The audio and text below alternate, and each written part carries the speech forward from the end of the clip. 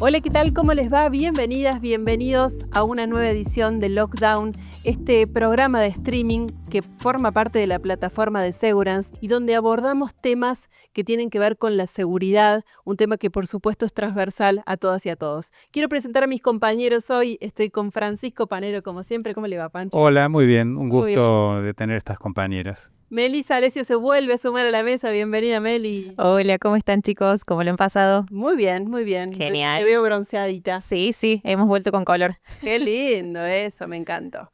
Bueno, hoy tengo para que conversemos un tema duro, un tema incómodo, un tema que también ha sido noticia muy recurrentemente este último tiempo, que tiene que ver sobre todo con la violencia urbana.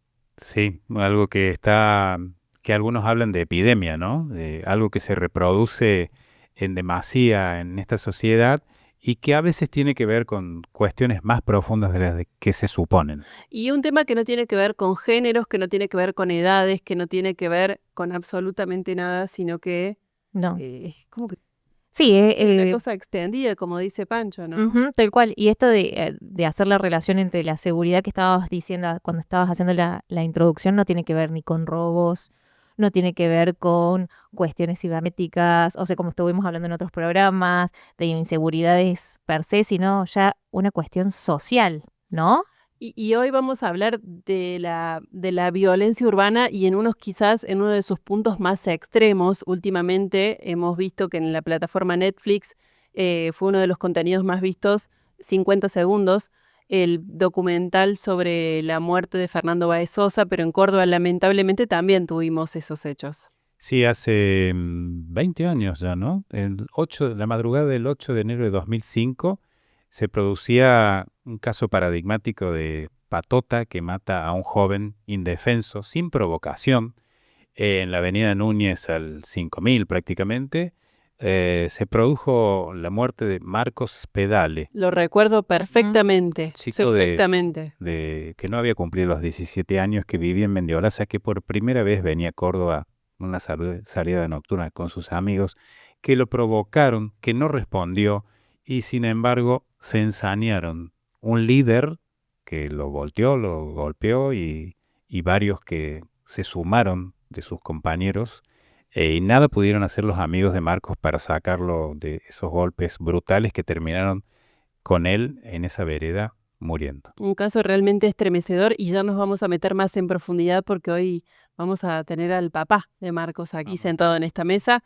Sin embargo, un poco más acá en el tiempo, también Sí. hubo otro caso que Reciente, sí, tal reciente, cual. exactamente. Hablando de otra patota, el de Martín Cáceres, estamos Martín hablando de Cáceres, Martín Cáceres, y el común denominador de estas historias es que transcurren a la salida de un boliche, ¿no? tal cual. No sé si son las preguntas que nos hacemos por ahí recurrentemente de tendrá que ver el alcohol, tendrá que ver el grupo, tiene que ver con una cuestión de enajenarse en esa situación gracias al estar en un grupo y estar bajo las influencias del alcohol, si se puede decir. ¿Hay alguna respuesta en realidad? ¿Tenemos un causante que uno diga, bueno, si corto esto, no sé, por ejemplo, si descubriéramos de repente que es el alcohol, bueno, listo, no se vende más alcohol. Pero si no hay, Vos decís que el alcohol nos pone violentos. no sé si es eso específicamente, pero quizás sea un factor que ayude, pero creo que tiene que ver más quizás con nunca me voy a olvidar de, en alguna clase una vez, un profe, no sé si no me acuerdo de qué materia, No sinceramente. sería, ni siquiera el alcohol nos pone violentos, el alcohol nos pone asesinos, Sí, sería así. tal cual. Pero por eso digo, me corro más del alcohol a una cuestión más a esto de enajenarse cuando uno está en grupos, ¿no? Sí, el comportamiento de la masa. Exacto. Esto de perder la individualidad de las cosas que uno muchas veces escucha después de cualquier persona, desde la cosa más paga hasta lo más violento y horrible. Decir, yo esto solo no lo hubiese hecho. No sé qué hice. No ¿Te saben. pasó alguna vez? En otras circunstancias, por Sí. supuesto, no. Puede, quizás en cosas más pavas de decir, no, quizás no hubiese tomado tanto y bueno, como estábamos todos en grupo, bueno, cositas que uno va haciendo porque se ve llegado por el grupo, tampoco es una cuestión de que uno va a agarrar y va a culpar el grupo, ¿no? Ujú. Pero hay algo de esto de perder la individualidad y la responsabilidad que recae sobre cada uno frente a sus acciones. Sí, yo también creo que hay algo de eso, Hay de algo que, comportamiento en a masa. raíz de lo que dice Meli, que se me ocurre, el alcohol desinhibe. Ahí Claro, salen cosas más profundas. tal cual. La violencia que guardan ciertos jóvenes tiene cuestiones psicológicas más profundas. Eh, yo le hice una entrevista hace pocos años a Marcela Scarafía, una perito psicóloga excelente que ojalá pudiéramos traer un día acá, Ajá. que se acaba de retirar del Poder Judicial, hablando a título del caso Spedale, pero sin que ella conozca el caso Spedale. Y sola me dijo, generalmente, como dice Meli, es un grupo, pero que tiene un líder. Claro. Ese líder es el que Bueno. moviliza a todos los demás, el que hace que los otros, por pertenecer al grupo, adopten sus conductas. Y algo muy preocupante, entre otras cuestiones, son chicos inseguros, son chicos que tienen dificultades. Muchos de ellos, y esto no lo estoy exagerando, lo dijo Marcela Scarafía, tienen inseguridad en la identificación sexual y adoptan conductas para sentirse más varoncitos. Ah, mira, nunca había escuchado eso. Y entonces consiguen sentirse un poco más tranquilos. En lugar de sublimar y buscar en el saber, en el éxito en los negocios, en otras cuestiones, lo más fácil que a veces tienen, sobre todo si son liderados por alguien peligroso, es recurrir a la violencia. ¿El líder es el que tiene problemas con identificación sexual? En general todo, estamos hablando En por otra general, parte, por de adolescentes Sí, que sí. todavía tiene, Sí, sí, su sí. identidad todavía está en formación, o sea que no es que esa persona va a tener. Pero hablando, estos casos me parece que son centrales y por ahí vamos a andar el camino de este programa, pero se me ocurren también otros temas como por ejemplo los linchamientos. Tal cual. Hacía algunos meses atrás hemos escuchado cientos de casos cronicados en los medios, hablando justamente de vecinos que hacen justicia por mano propia y me parece que también se enmarca dentro de la violencia urbana. Sí. Sí. Y entre las cuestiones que hay, y se me ocurre hacer un análisis económico o macroeconómico, está tan de moda decir que los números cierren, que las cuentas salden, y no se tienen en cuenta esto que no entra en las estadísticas ni en la contabilidad. El impacto social que tienen, porque cuando hablamos de estas cuestiones, hablamos de vulnerabilidad. Mm. Y las comunidades, y lo va a decir Jofre, si lo entrevistamos hoy también, nos va a decir que las cuestiones de los barrios más vulnerables, más necesitados, allí aflora más la violencia que en los barrios acomodados. Yo ahí, permítame discrepar un poco. Lo dice Jofre. Lo dice No, seguramente haya un componente allí, pero creo que también en otros barrios la violencia está y a lo mejor con otras manifestaciones. Claro, o quizás surgen de diferentes raíces o motivaciones diferentes, pero el no sé si el resultado termina siendo la violencia. Quizás vuelvo a decir, quizás motivados por diferentes razones, pero la forma de solucionar eso termina siendo la violencia. Y bueno, sí, ahí coincido que puede ser una cuestión transversal y que no tiene nada que ver con la posición económica o sociocultural que pueda llegar a tener cualquier persona. ¿Cuál es el rol del consumo de sustancias también, ¿no? En esos escenarios. Bueno, les propongo que abramos el expediente, que nos metamos en el primer caso que tenemos hoy, que vayamos a enero del 2005 y recordemos cómo fue. Bueno, ya lo decía recién, Marcos salió por primera vez con sus amigos, llegó a Era su primera salida. su primera salida a Córdoba, por lo menos, y no había cumplido los 17 años. Se encontró con esta patota cuyo líder, que se llamaba Ramiro Pelliza, ya tenía antecedentes de salir a golpear. O sea, salían a golpear, diríamos, por placer o porque se les ocurría como divertimento de esas salidas, golpear a gente a la que provocaban y se ensañaban en grupo contra esa persona. Marcos, lejos de responder, fue atacado, estaba con ojotas, retrocedió y se tropezó y se cayó de espaldas, y allí de espaldas, este criminal lo empezó a golpear en el piso, era karateca aparte, le subieron la remera y le taparon la visión y le rompieron la nariz Y bueno, y así terminó la vida de Marcos. Pelliza, ¿dónde está? Pelliza salió mucho antes de la condena de prisión que le dieron de 14 años. Hubo 2 condenados, 2 o 3, creo que 2 nomás condenados a prisión de los mayores. Todos los menores cumplieron un tratamiento muy morigerado en la justicia penal juvenil, salieron antes de tiempo, les mintieron a los padres con relación al tratamiento que estaban haciendo. La hija de Héctor, que nos va a visitar en un rato, los veía en el boliche. Entonces le mentía a la jueza de menores a los papás de qué es lo que había pasado y bueno, se tenían que encontrar en la calle con ellos. ¿Y cuáles fueron los atenuantes? ¿Sabes eso? El principal es la edad de los chicos que eran menores de edad. Y no creo que hayan tenido demasiados atenuantes. Quizás lo que ayudó a atenuar la condena es la actuación tibia de la justicia porque eran chicos bien. Yo hice un programa en Crímenes de Córdoba que lo titulé La patota de los chicos bien. Cuando vos estás con gente más acomodada, hubo uno que se salvó de la condena porque era hijo de un concejal.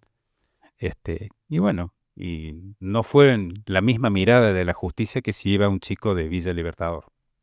Vamos a presentar a nuestro invitado de hoy entonces, Panero. Sí, va a ser un gusto presentar a alguien que ya lo hemos en estos 20 años entrevistado varias veces, a Héctor Spedale, ya sin su pareja, sin la mamá de Marcos, Silvina Piedra, que durante años batalló, y es un gusto que esté con nosotros Héctor, que hoy está transitando una enfermedad y a pesar de ese tratamiento doloroso y con algún peso físico, ha venido hasta aquí, al centro de Córdoba, a estar en los estudios de Lockdown. Bienvenido, hola Héctor, ¿cómo estás? ¿Bien? ¿Cómo te va, Francisco? Bien, tanto tiempo, pero tantas veces en todo este tiempo, ¿no? Hace 4 años que no Sí. tenemos contacto. Un poquito más cerquita del micrófono, Héctor, así te podemos escuchar todos. Perfecto. ¿Cómo estás? Bienvenido. Muchísimas gracias. Bueno. Gracias por no olvidarse del Marco. Eso me dijiste la última vez que te entrevisté. Y ahora, bueno, no está Silvina, No. quien luchó tanto por él, que se definía como la Llorona. Ajá. Decía que ella era la Llorona, pero bueno, Y ya había logrado, hace un par de años, de poder hablar de Marco sin llorar. Sí, me lo habías contado eso. Y en estos casos de los papás o quienes quedan sufriendo la ausencia de la víctima, se dice que son sobrevivientes. Y en estos años de supervivientes han estado bregando para que llegara la justicia. ¿Cómo fue el tratamiento que ustedes recibieron de parte de la justicia? Bueno, para nosotros fue injusto. Para nosotros sobraban pruebas de que los 8 lo mataron. Fueron 8. Fueron al juicio 7. Condenaron a un mayor, que es Pelliza, y absolvieron al otro mayor por el beneficio de la duda, que era Carranza, y condenaron a 3 menores, pero en el bendito mundo de la justicia de menores, que tienen más privilegios y más derechos que cualquiera. Porque supuestamente estaban privados de la libertad, pero vivían afuera, con permiso, quincenales, semanales. Nadie les controlaba. Pancho contaba, cuando estábamos hablando al principio del programa, contaba que tu hija se los encontraba también en los boliches. Exactamente. Yo me acuerdo que Silvina se había quebrado la cadera y viene Luciana, que es la más chica de mi hija de mi primer matrimonio, y nos cuenta que se cruzaba en los boliches con estos chicos, que supuestamente estaban presos en el Instituto de Menores. Y bueno, pedimos una audiencia, fuimos a hablar con la jueza que se llamaba, creo que Nora Giraudo de Romero. El mismo. Una mentirosa. Yo nunca vi una cosa así. Yo te cuento algo, yo se lo debo haber contado 20 veces. En una audiencia, nosotros fuimos a esa audiencia con Silvina, Lucas y Franco, los 2 hermanos de Marco. Y ante una pregunta de Lucas, señora, ¿cómo hace usted para controlar a los Sí, chicos, a los chicos que lo mataron a mi hermano? Y usted vive hablando de los derechos de los que lo mataron a mi hermano. ¿Y mi hermano qué? Se levantó, sí, le puso la mano en el hombro y le dijo, tu hermano tenía todos los derechos, pero ya no está. Ay, ¿Vos Dios. podés creer? No, De parte de una jueza fue eso eso. no es jueza. No. Se supone que Después la otra, la que porque la que lleva el caso no resuelve, resuelve otra. Y esa otra se equivocó cuando calculó la sentencia y le dio menos. Te voy a llevar a ese momento, a ese 2005, Héctor. Sí. ¿Cómo hace una...? Me imagino que cuando ocurre una cosa así es como si cayera una bomba en el medio de tu casa y destroza todo. Sí. Un antes y un después de ese momento. Sí. Es la policía, el tranquera de casa, diciendo que Marco había tenido un accidente, 6 de la mañana, creo que era. 6:30. Pero Marcos está bien, y se escuchaba en la radio de la policía los amigos de Marcos hablando. Y yo le decía, pero Marcos está bien. No, y se falleció. Y eso es salir. Dejar los chicos, a Franco y a Luca, salir con Silvina en el auto, y ver en el lugar a Marco muerto en la vereda de la Numi. parecido al relato de Soledad Laciar, que no la dejaban llegar al lugar. No te de dejaron. abrazarse con el niño, o No. por lo menos estar ahí al lado de él. No te dejaron. A nosotros no nos dejan. Y me acuerdo que siempre contabas que lo que vos preguntabas recién, esto de la bomba que cae, Sí. desde que les dicen la noticia en Mendiolaza hasta que van el No, viaje temblando. En mi vida temblé tanto. Eso te iba a decir. En mi vida temblé tanto. Iba manejando, pero iba terrible, terrible. Y llegar al lugar y ver, y que no te lo dejen ver, bueno, no importa. Lo que hemos analizado ya en algunos programas, Solé, es que lo que sufren los familiares y los pesares que van sintiendo a lo largo de años. Silvina perdió la vida, vos estás enfermo. Los hermanos, por suerte, creo que están bien. Sí. Tenés la satisfacción de tener El 7 siete nietos. Hermoso. Te está desquitando con eso. Pero bueno, ha sido... ¿Nietos de qué edades, Héctor? 15 o 16, 11, 10, 6, el Bauti, 2 de 4 y una de 3 meses. Tenés de todos los Todo. gustos para Cada uno, divertirte. Luciana tiene 2, María Gabriela tiene 2, Franco tiene 2 y Luca tiene 1, la nuevita. La chiquitina. Yo te quería preguntar, Héctor, con mucho respeto, por supuesto, ¿cómo hace una familia para transitar un duelo cuando hay violencia de por medio? Cuando fue tan traumática la pérdida de ese ser querido. Y se sale como se puede. Y fundamentalmente con los valores que vos te moviste formando tu familia. Por eso ahí tiene mucho que ver Silvina. Silvina, yo te doy un ejemplo, nos llevaban, gracias a Dios, Ángeles, la hermana de Silvina, se lo llevaba a Luca y a Franco los sábados para darles inglés y tenerlo, y nosotros poder leer expediente. Y si tenías ganas de llorar y pegarle a la pared, le pegaba a la pared y descargaba.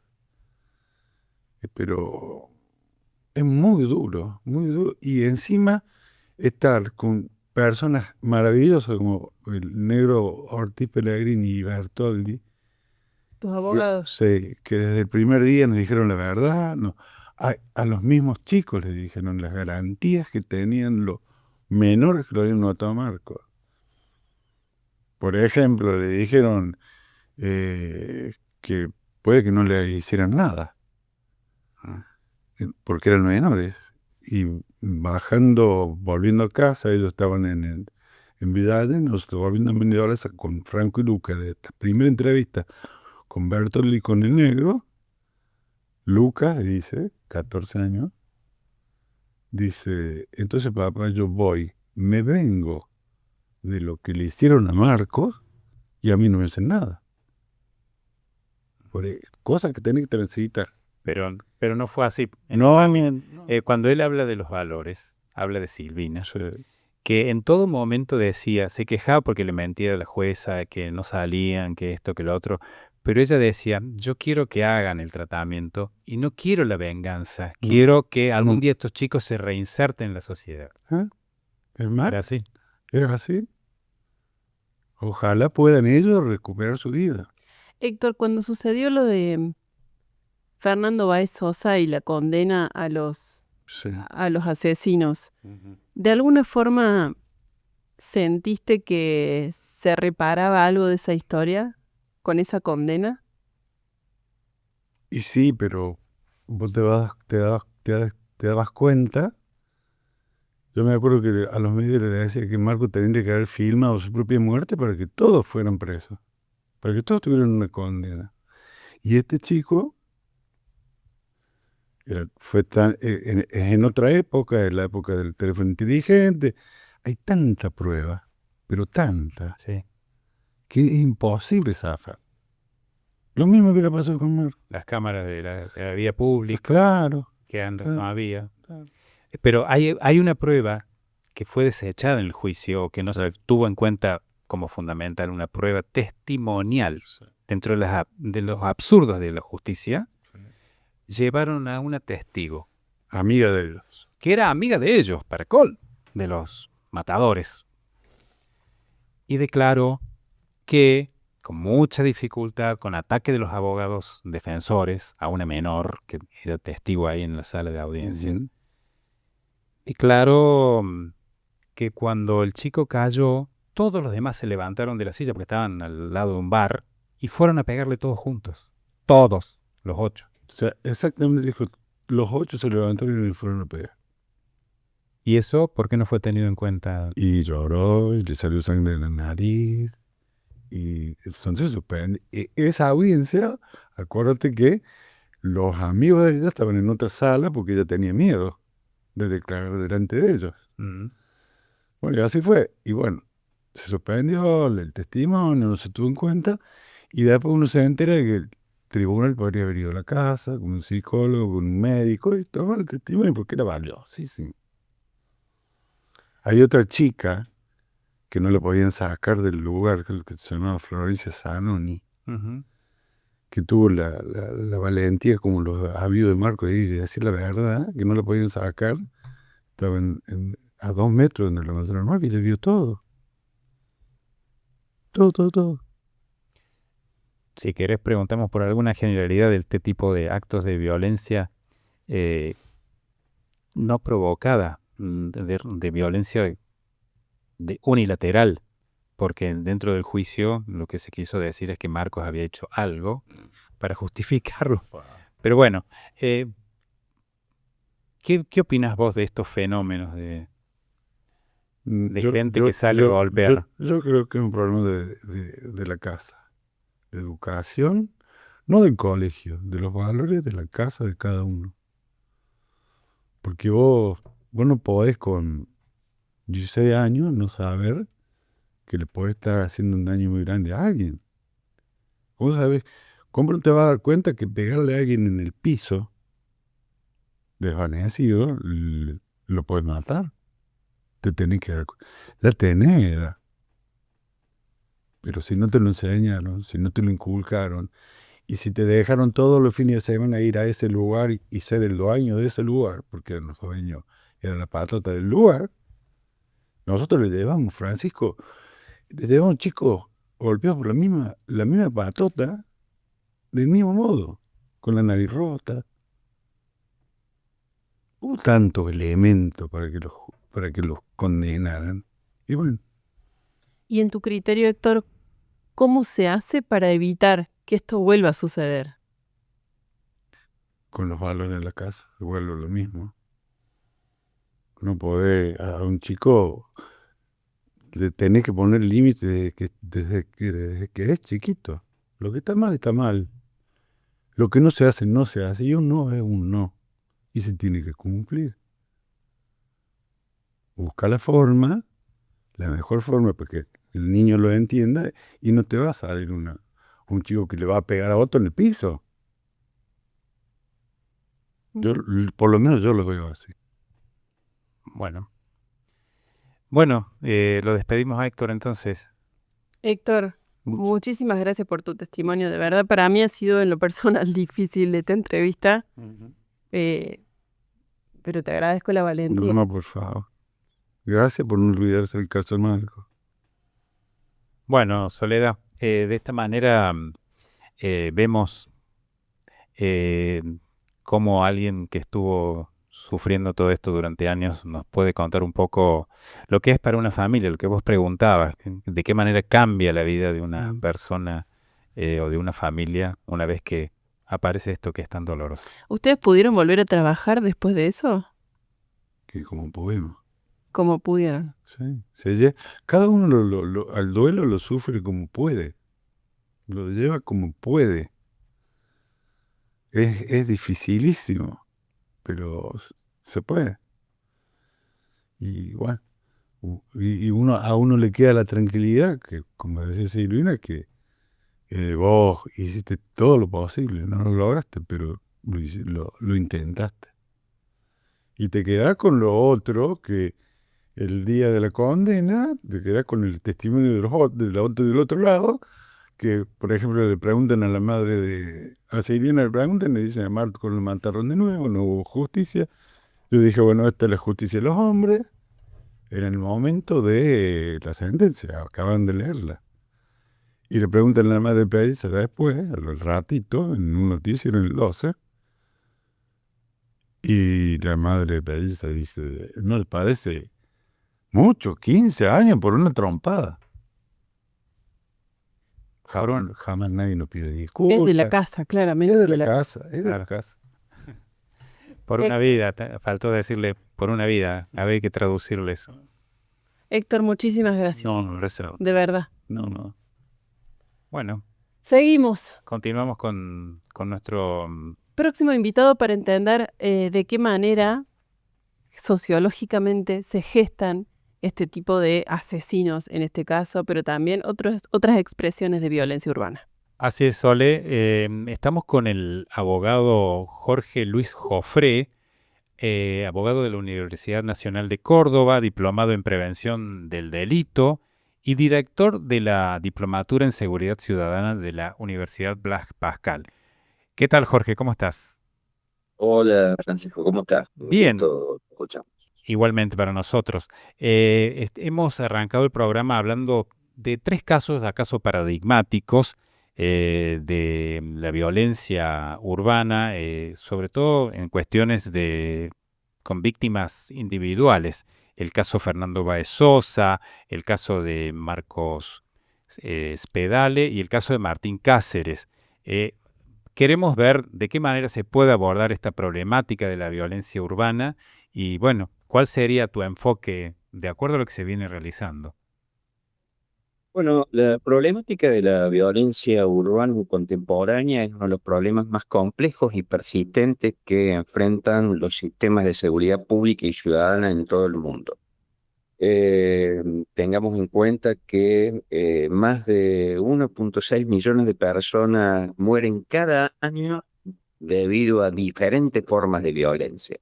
Y afortunadamente la Organización Mundial de la Salud, en su informe del año 2003 sobre violencia, informe mundial sobre violencia y salud, a todos los que nos ocupamos de esta problemática de la seguridad ciudadana y la seguridad pública, nos ha interpelado muy duramente.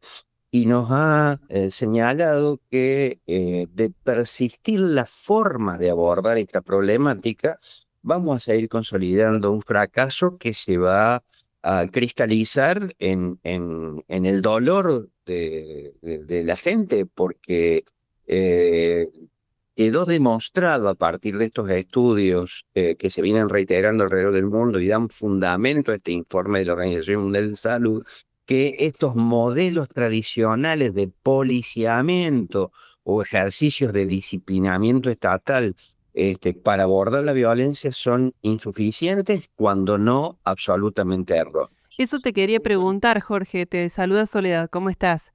Hola Soledad, un placer. ¿Cuáles son esos modos que han fracasado? En realidad, nosotros podemos determinar a partir de este informe, en primer lugar, pero digo, no solamente el Informe Mundial de la Salud, sino que se vienen desarrollando estudios alrededor del mundo que vienen mostrando que los sistemas tradicionales, policiales y punitivistas no son suficientes.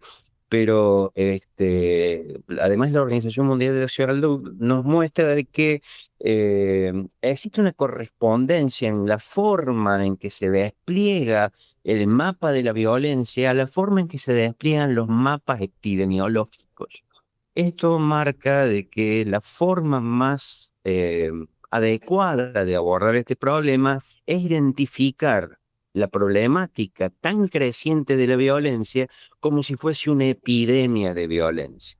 Esto en función de que la violencia en sí es multicausal, multifactorial y no es dúctil a tener un abordaje al abordaje exclusivamente policial. Eh, Esto derivó que la OMS lo planteara estrictamente en este informe, ya les digo, del año 2003 y se lo subrayo como para que tengamos en cuenta que han pasado más de 20 años y seguimos equivocándonos en el camino si no entramos en este rumbo concreto. La OMS nos invita a tomarlo como un problema de salud pública y define la violencia de una manera muy particular. Define la violencia como el uso deliberado de la fuerza o del poder efectivo o en grado de amenaza contra uno mismo, otra persona, un grupo, con capacidad o probabilidad de producir daño físico. Esto nos tiene que hacer entender que si nosotros comparamos esta definición con la acotada definición que nos aporta un código penal, que es el instrumento que utiliza tanto la policía como la justicia para abordar este problema, se queda absolutamente corto. Y los remedios de que dispone para evitar la replicación de la violencia son absolutamente insuficientes e ineficaces para prevenir esas replicaciones. A partir de ahí, hay una gran cantidad de autores, fundamentalmente, por ejemplo, el epidemiólogo Gary Slotkin, que plantea una forma muy específica de abordaje, en donde nos invita a que analicemos en la misma medida que se analiza el problema de la epidemiología con las enfermedades, este tema de la violencia, y nos invita a que tratemos la violencia desde el punto de vista de los brotes, de las réplicas y las cadenas de transmisión de la violencia. Un brote es una aparición súbita y localizada de uno o varios eventos violentos. Igual que un brote infeccioso, cuando un patógeno se encuentra en condiciones favorables para transmitirse, un brote de violencia aparece cuando se combinan factores de riesgo comunitarios, tensiones no resueltas, circulación de armas, eventos de gatillo fácil o gatilladores de violencia como peleas. Una réplica es cuando el evento se reproduce en zonas contiguas y se va transmitiendo en el territorio. Jorge, Por ahora, tanto, discúlpame que te interrumpa. ¿Cómo explicás entonces lo que pudo haber sucedido con estos tres casos paradigmáticos que te mencionamos al comienzo, con el de Fernando Báez Sosa, el de Marcos Espedale, el de Martín Cáceres? ¿Cómo se explica eso? Porque digo, se explica, transcurrieron con muchísimos años de diferencia uno de otro. en primer lugar, se explica porque primer punto, la única forma de abordaje es cuando el hecho se produce, que es el sistema penal y el sistema policial actuando. Se produce la crisis y ahí actúa. No hay ningún tipo de prevención. Este modelo nos invita a que tengamos en cuenta, en primer lugar, que el predictor más importante de la violencia o de un acto violento es la exposición a actos de violencia. Cuando hay grupos o personas expuestos a actos de violencia, hay que abordar el problema de la violencia para empezar a prevenir. Piensen ustedes, a ver, nosotros tenemos la suerte, entre comillas, de haber sido espectadores y actores en el proceso de prevención durante la pandemia.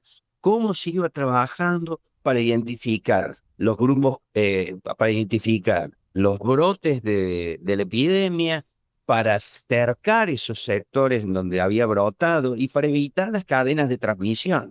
Aquí pasa exactamente lo mismo, Y esto no se resuelve con un policía, Ujú. se resuelve con actores especialmente formados para tratar el problema de la violencia. Para esto hay interesantísimas experiencias alrededor del mundo, sobre todo un programa que se dio en llamar Cure Violence, que nace en Estados Unidos y empieza a desplegarse alrededor del mundo, en donde tiene tres componentes. El primer componente es interrumpir la transmisión mediante la acción de mediadores comunitarios. Cuando hay un evento violento, intervienen mediadores comunitarios. Cualquier manifestación de violencia, y ahí esos mediadores comunitarios interrumpen esa transmisión. El segundo componente se centra en cambiar el comportamiento de individuos de alto riesgo que rodean el escenario en donde se produjo el primer evento. Esto con el acompañamiento intensivo de trabajadores comunitarios que tienen credibilidad dentro del barrio. Y el tercer componente apunta al cambio de normas comunitarias. Cuando la comunidad deja de validar, porque es necesario, digamos, que la comunidad deje de validar la agresión como respuesta legítima. Pero fíjense que el modelo es un modelo de acompañamiento absolutamente sanitario. Esto es lo que nos invita a empezar a observar que la violencia puede ser tratada como un problema de salud pública, pero además con tanta profundidad que hay que tratar de ver que existen también provocadores, es decir, hay sujetos que pueden tener la enfermedad, que la transmiten, pero que no presentan el síntoma de efectores de la violencia. Esos son los típicos provocadores de las redes sociales, cuya incidencia a partir de el estímulo de la violencia y la reacción por su provocación también generan disparadores de violencia. Lo que pasa es que en una sociedad en donde confundimos y creemos que la libertad es lo que nos permite hacer y decir cualquier cosa sin tener en cuenta los límites de la responsabilidad, suena ilusorio pensar que se trate de esto de esta manera, pero creo que es el gran desafío, porque objetivamente la consolidación de un modelo policial persecutorio es lo que nos ha permitido consolidar este fracaso contundente en el que nos estamos viendo involucrados. Hemos escuchado muchas veces decir que somos hijos del rigor, entonces esa frase no va más. No, definitivamente no.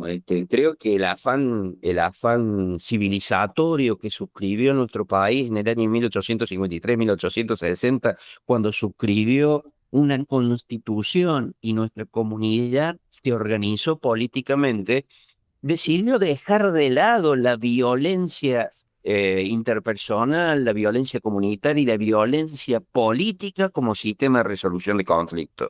Entonces, todos estamos obligados a imponer un sistema de racionalidad en la construcción de vínculos, pero fundamentalmente de una adecuada gestión de las emociones. Uno de los graves problemas por no tratar esto de esa manera es que también se favorece un sistema de normas en las comunidades que van a contrapelo de este sistema de normas constitucionales que entre todos decidimos suscribir, que tienen que ver con el respeto de la singularidad y el respeto de la dignidad humana. Ustedes recorriendo las redes sociales como periodistas que son, deben haber visto más de una vez y deben haberse asombrado de ver chicos mostrándose con armas, chicos mostrándose con el producto de actividad ilícita, que también es una forma de violencia. Y eso nos está mostrando que existe un sistema de normas paralelas en la comunidad que va por el costado del sistema que todos nosotros decidimos suscribir. Digo, es el Estado que no está interviniendo ese escenario para restituir el sistema de normas, tanto éticas como normas legales y las normas de vínculos que fundaron la sociedad en la que crecimos entre nosotros. Jorge, En donde eso la foto, creo que ha pasado. independientemente que para nosotros la foto era la del rollo de 30 y Sí, pico de cuadros, la foto era la foto de la familia, Mm. no la foto en la cual sacábamos cartel en donde mostrábamos cuán violentos éramos. Tal cual. El tema de las redes sociales ha desbordado toda la presencia y el control del Estado, ¿no es cierto? Ahora, a mí me sorprende este paralelismo y estas cuestiones metafóricas de lo que vos decís que debe ser un enfoque sanitario, porque tenemos la palabra epidemia que pega perfectamente, la palabra contagio de la violencia, los individuos predispuestos a contagiarse y aquellos que son efectores o vectores. Ujú. Excelente. Yo creo que ese es el tratamiento y ese es el tipo de lenguaje. El problema es este, digamos. Creo que los abogados, acá se van a enojar algunos colegas, los abogados al momento de apropiarnos del sistema de respuesta a este tipo de problemáticas, terminamos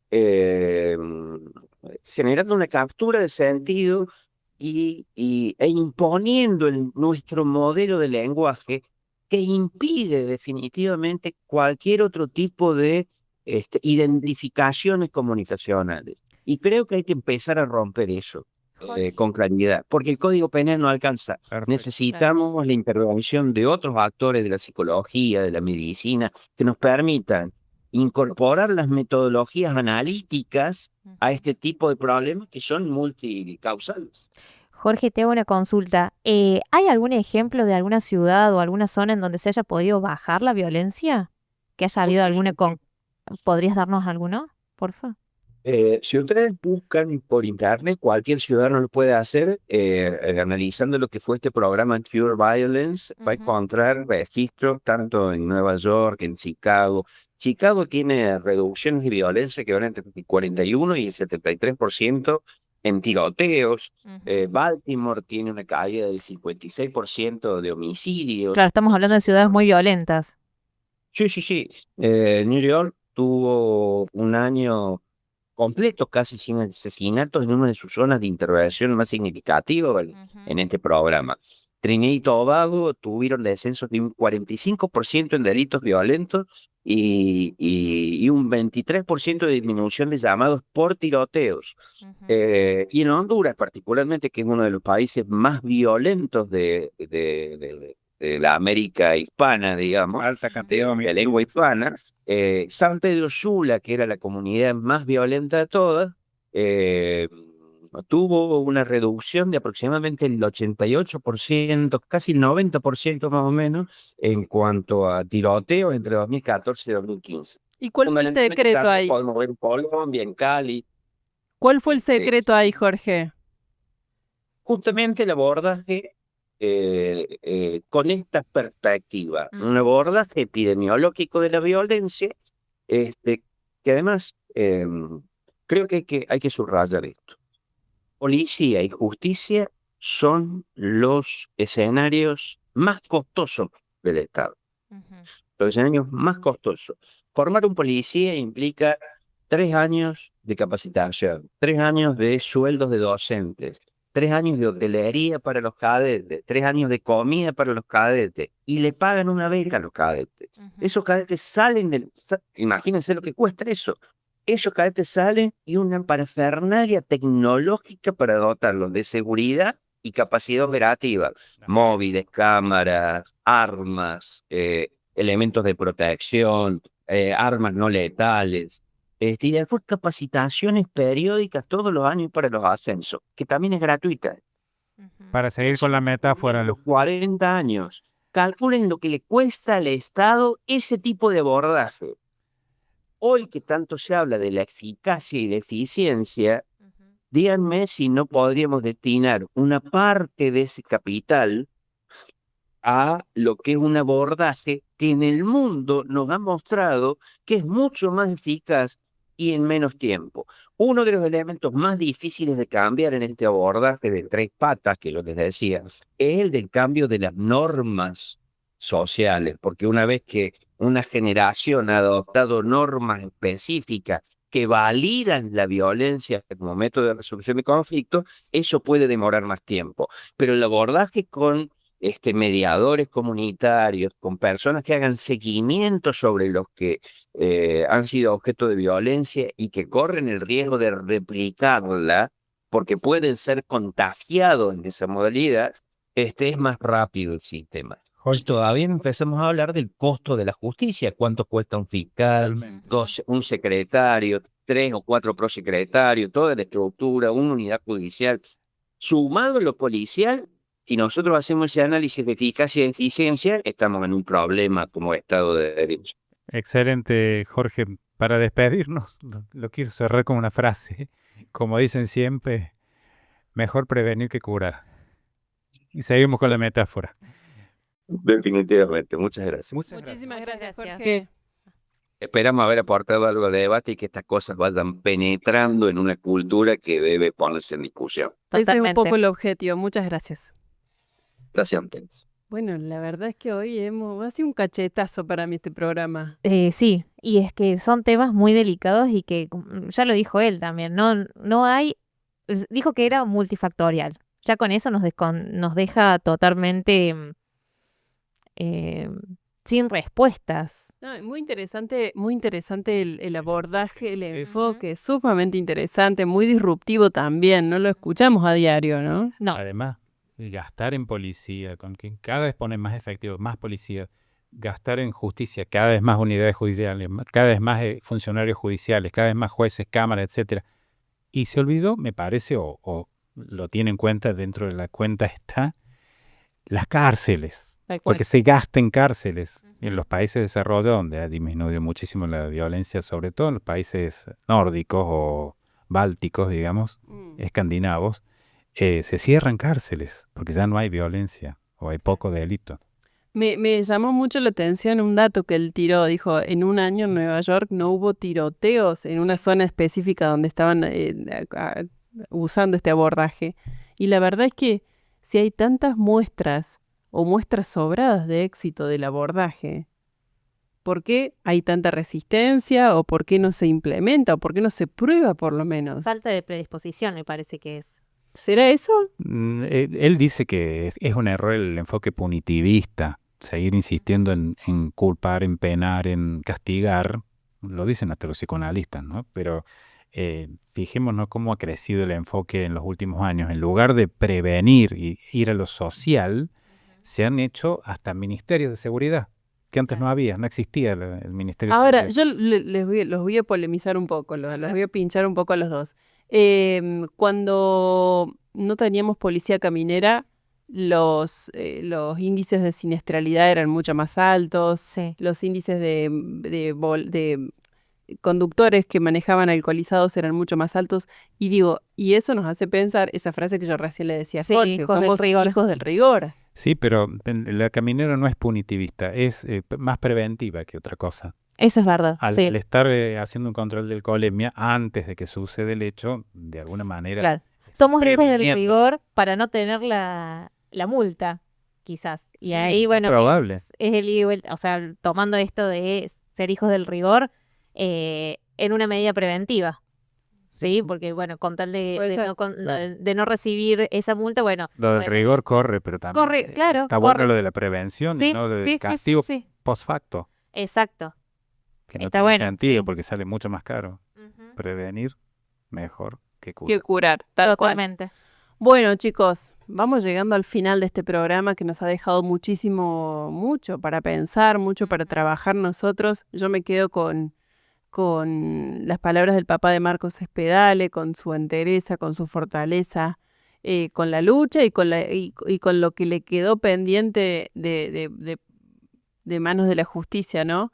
Y cómo hubiera sido distinta la historia, su historia, en otro momento histórico, ¿no? 20 años después, quizás. Vos te referís a las pruebas, los Me teléfonos, refiero a las cámaras. pruebas, a la tecnología, cómo hubiera a lo mejor ayudado o actuado en pos de una pena más justa. Sí, sí, que aportando a con lo que vos te quedás, la entereza y el pedido de justicia y que no está pidiendo venganza, básicamente como lo dijo él. Es simplemente justicia y que se hagan cargo las personas que básicamente fueron culpables. ¿Con qué se queda usted, Fran?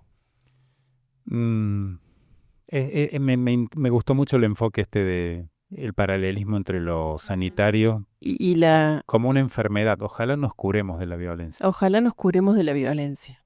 Tal cual. Ojalá. Esperemos. ¿no? Y a mí me da la sensación de que esta epidemia, como tomando en palabras de Jorge Jofre, aflora sobre todo cuando empieza a hacer calor. No sé por qué. La gente si se pone más nerviosa o Los qué. psicólogos dicen siempre, los psiquiatras, que en los 3 últimos meses del año se producen los brotes. Ah, bueno, no estaba tan Bueno. equivocada yo. No, totalmente. Bueno, bien. Nos volvemos a encontrar la próxima semana. ¿Les parece? Va a ser un gusto. Sí. Muchas total. gracias. Nos volvemos a ver. Chau. Adiós.